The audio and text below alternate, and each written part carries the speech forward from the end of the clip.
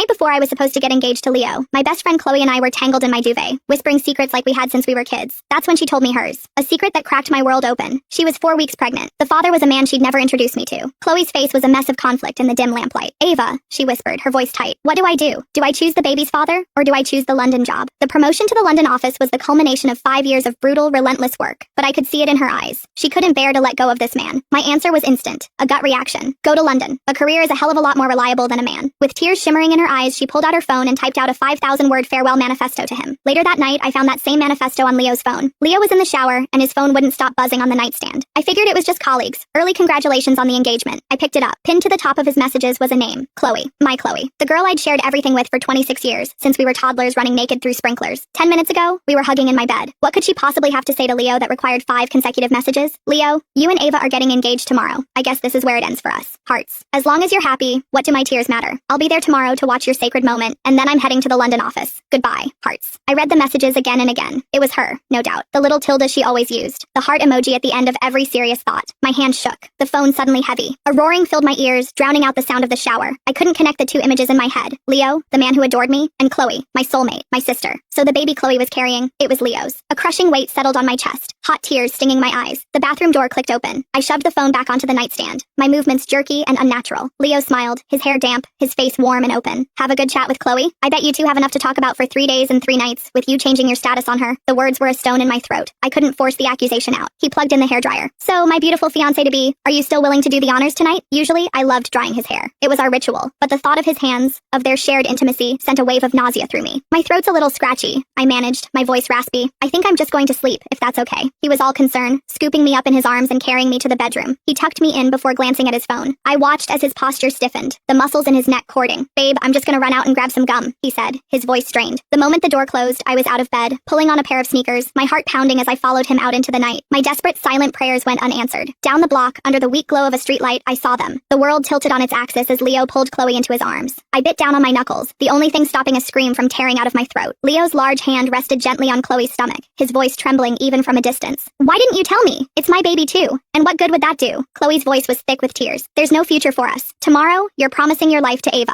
Are you serious about London? Yes. And I'm not keeping the baby. Chloe's chin was set in a stubborn line, pushing against his chest even as her body betrayed her, leaning into his warmth. Leo wouldn't let go, his thumb stroking her cheek, wiping away a tear. What about me? You're just going to leave? Just throw me away like that? Did you even think about how that would feel? You have Ava. That's enough. We never should have let this happen. But I love you, Chloe. He choked out. You can't be this cruel. If you leave, you'll gut me. That broke her. A sob escaped Chloe's lips, and she melted against him, their bodies fitting together perfectly. They clung to each other, lost in their tragic romance, making me the villain in a story I never even knew I was in. At 1 a.m, Leo slid back into bed beside me. The tear tracks on my face had long since dried, my throat raw. He wrapped an arm around me, his lips finding my shoulder in a familiar, gentle kiss. Babe, I'm so nervous, he murmured into my skin. The engagement party is tomorrow. It all feels like a dream. That night, we were worlds apart in the same bed. The next morning, my parents were already a whirlwind of activity. Our families had a traditional streak. An engagement party was a big deal, a house filled with neighbors, friends, and relatives. Leo's family arrived with flowers, platters of food, and cases of wine. He told me to rest, that I looked tired, and then seamlessly took his place beside my parents, playing the perfect son-in-law. It was Chloe's parents who pulled me aside, their faces etched with a gravity that made my stomach clench. We need to talk to you in your room, sweetie. The moment the door closed, Chloe's mom, a woman who had bandaged my scraped knees and baked my favorite cookies, fell to her knees in front of me. Mrs. Evans, please get up, I pleaded, rushing to help her. Her husband, a man I called Uncle Mark, had been a second father to me. They both had. What is it? I asked, my voice barely a whisper. Her words were choked with sobs. Ava, I know what we're about to ask is unforgivably unfair, but Chloe, she's our only daughter. We can't stand to see her like this. Completely shattered. She looked up at me, her eyes begging. Could you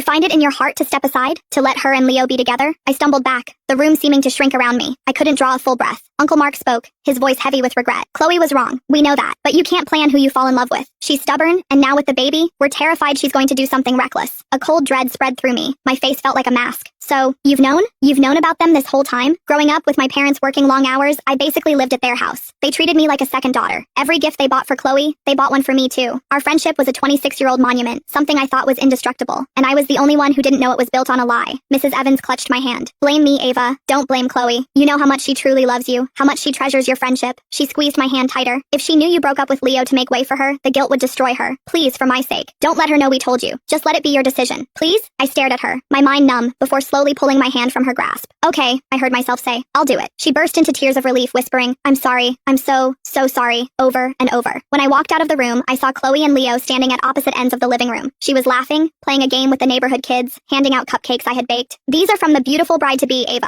Make sure you tell her congratulations later, okay? Leo's gaze was fixed on her. It was tender, possessive, a look of profound, unbreakable connection. It all clicked into place. Every anniversary, when he'd insist I invite Chloe along, I thought he was just being inclusive. The 3 tickets he'd always buy for the amusement park. The extra skincare set he'd tell me to pick up for her. It wasn't thoughtfulness, it was guilt. They'd been lying to me for 6 years. 6 years out of the 7 we'd been together. My mind flashed back to high school. Chloe, getting a month of detention for punching a boy who made a crude joke about me. Chloe, after my first big fight with Leo in college, getting on a 19-hour Greyhound bus just to show up at my dorm and take me out for drinks. Now I had to wonder, after she'd tucked a drunk me into bed, had she met up with him? Had they connected under the stars, bonding over their shared love for me, a love that twisted into something else entirely? Every memory of her loyalty, every act of love, now felt like a dose of expertly administered poison. Seeing me by the doorway, Chloe immediately broke away from the kids and rushed over, her face a perfect mask of concern. Hey, you look pale. Did you catch a chill last night? She fussed over me, smoothing the fabric of my dress. This crimson dress looks incredible on you. Leo must have saved a galaxy in a past life to deserve you. I looked down at the silk, then at her. You're the one who helped me pick it. You said it would go perfectly with the modern romance theme, just like yours. She was wearing a blush pink dress, a shade that complemented mine, but somehow matched the classic lines of Leo's charcoal suit even better. She beamed. See? My taste is impeccable. As long as you have me, you're set. Was she picking a dress for her best friend, the maid of honor? Or was she dressing for a role she secretly wished was her own? My brain couldn't process it anymore. Leo appeared with 2 glasses of water, handing one to each of us. You've been standing for a while. Stay hydrated, Chloe playfully nudged him. Look at you. So considerate. I guess I can see why my Ava fell for you. Of course, he said, his eyes flicking to her for a split second. She's my fiancé now. I noticed the water in my glass was icy cold. Chloe's had no condensation. It was room temperature. He was so damn thoughtful. My fingers tightened around the glass. I was the star of this farce, and all I wanted to do was run. Leo must have sensed my mood shift. What's wrong? He murmured, his voice low. Nervous? Just woke up too early, I guess. I lied. Chloe took my hand, pulling me toward my bedroom. Come on, let me touch up your makeup. It's your big day. You have to be flawless. In the mirror, I watched her meticulously fill in my brows, her touch gentle and practiced. I remembered the summer after high school graduation, the 2 of us trying to teach ourselves makeup in this very room, ending up looking like circus clowns. We were too embarrassed to go home, so we spent the whole day at the mall, pooling our last $3 to share a single corn dog. We could never go back there. I tilted my head back, meeting her eyes in the reflection. Chloe, are you keeping any secrets from me? The hand holding the eyebrow pencil faltered for a fraction of a second. Yes, she said. I held my breath. I've already scoped out a place with male dancers, she declared, her voice mischievous. I plan on going quietly. Once you're a married woman, you'll have to live vicariously through me. She threw her head back and laughed, a bright, carefree sound that extinguished the last flicker of warmth in my heart. Even now, she wouldn't tell me the truth. Outside, a string of firecrackers went off, signaling that the formal part of the party was about to begin. My parents flanked Leo and me, with Chloe standing proudly by my side. My dad beamed. Time flies. In the blink of an eye, Ava's getting engaged, and Chloe's career is taking off. I still remember Chloe swearing that whoever married our Ava, she'd have to drink him under the table first. Ha ha ha. Chloe laughed along. That's right, our Ava is the best person in the world. Even you, Leo, don't fully deserve her. Her eyes glinted with purpose. And today, I'm making good on that promise. Leo, if you can outdrink me, then and only then can you have Ava's hand. She grabbed a bottle of vodka from the table, poured a generous amount into a small bowl, and raised it. Her eyes locked with Leo's. His brow furrowed in alarm. The relatives, oblivious, started cheering. That's a real best friend for you. You've got to drink, Leo. Chloe can hold her liquor. She could take down 5 of you.